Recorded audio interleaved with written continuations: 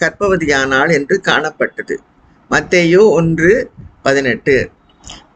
நாம் புத்திர சுவிகாரத்தை அடையும்படி நியாயப்பிரமாணத்திற்கு கீழ்ப்பட்டவர்களை மீட்டுக் கொள்ளத்தக்கதாக அவர் உலகத் தோற்றத்திற்கு முன்னே குறிக்கப்பட்டவராயிருந்து தமது மூலமாய் தேவன் மேல் விசுவாசமாயிருக்கிற உங்களுக்காக இந்த கடைசி காலங்களில் வெளிப்பட்டார். 1 பேதுரு 1:20.